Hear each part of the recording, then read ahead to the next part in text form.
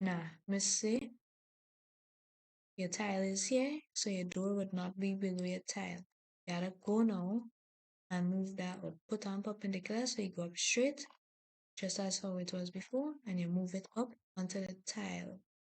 The tile now, this here is a tile, and you have to have plaster here. No, you gotta have plaster there for your tile. So that's your door. And yeah, that only applies for the door because the window should be properly, because you didn't have to put it on the tile floor. You didn't have to put it on the floor finish thing. So now we dimensioning. So what you do, go on dimension linear, have one perpendicular. She found the center. That's what she did. She found the center. So from the bottom of the thing, so bottom of the cupboard to the top of the cupboard, and she didn't put no height. So if she didn't put no height, that means the height would have been 0, right? To be a straight line, yeah? So we go on with dimension linear, and she stopped it here on the ring beam line. She didn't bring it up to the roof thing here. She stopped it on the ring beam line. So as you know, you should have had that ring beam line. Okay, 300, yeah? Dina specifically, yeah? Ring beam. So I added some more layers. You can watch it quickly.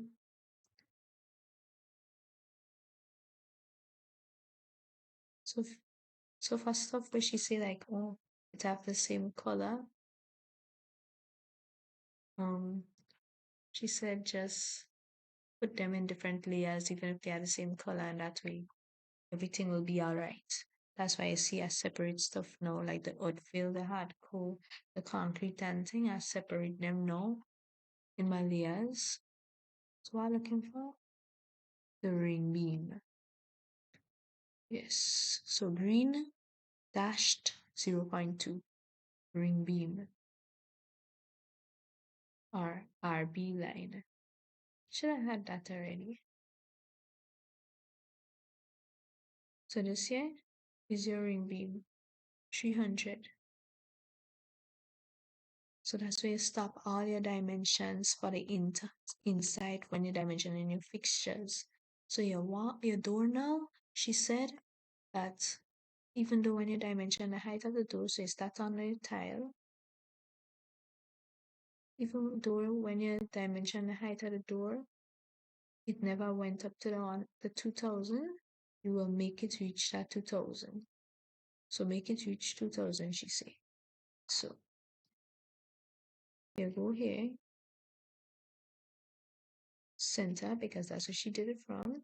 And then what you might have done was stopped here and you put the 0.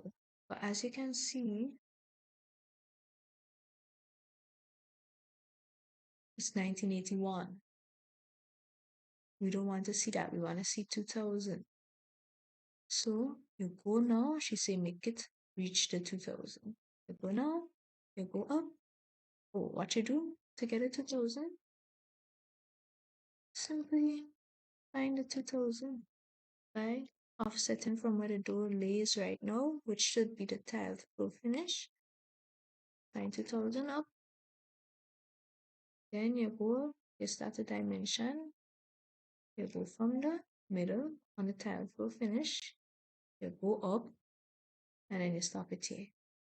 Because that's where I just measured at 2000. You put your height at 0 so that it stays a straight line with no dimension height. So straight line up.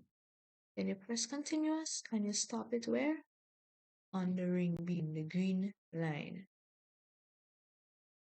So your door should measure 2000.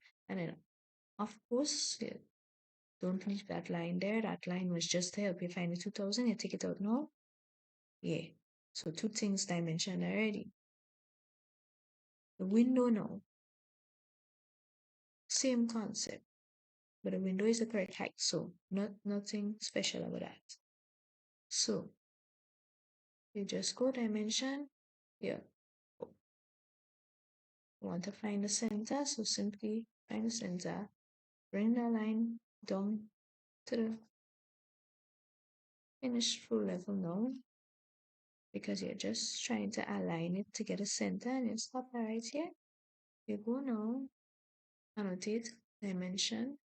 You start here because this was your center that you just found. You go from the tile floor finish to the bottom of the window. Then you put 0 as your height to get a straight line. You go linear. You go to the top of your window now.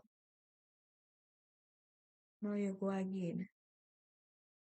Your final one, so after you reach the top of your window now, you see it should measure 1200. Go to the top of the ring beam, the bottom, this thing here, the ring beam now, right there. End of dimensioning. Easy. So she said, do dimension the chairs and the computer. Not a computer, the TV room desk. I ain't too sure about the computer desk and thing. Because she did say try and put as many dimensions as you can. Something so she say. But she said that I mentioned them table and things. So yeah. So yes, your columns, change the columns to red, color red, and then so that means on your elevation now, your columns, your curved archy columns should be red. And don't forget your label, your heading thing, front elevation, and whichever side elevation.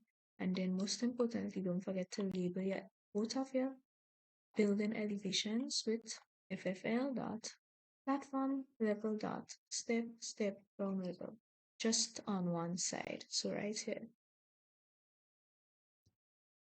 your columns.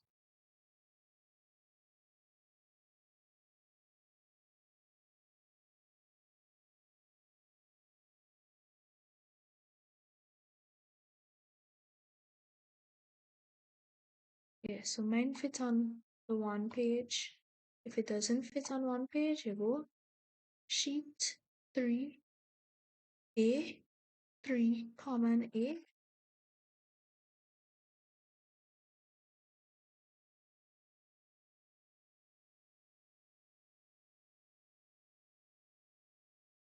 Three A of 4, and so if it doesn't, if both of them don't fit, so you put one here, 3A of 4, put one, and the next one here, 3B of 4, common B.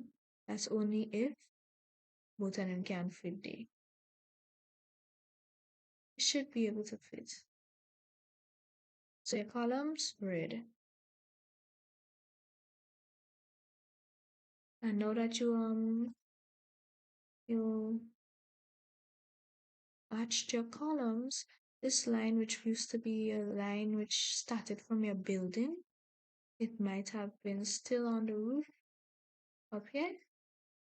You have to bring that line down because with the column there, you're not seeing that. So you have to bring it down. Now you see it when it's down. So you bring it down, not on top here again. Your ridge cap, those of you doing the hip and valley. Yeah. Your tree. Yeah, me say use this tree, not the thin tree. And that is it. You should be ready to submit now. Everything else should be in order.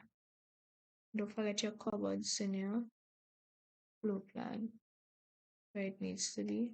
All things labeled. What needs to be labeled. And that is it. Stress is over.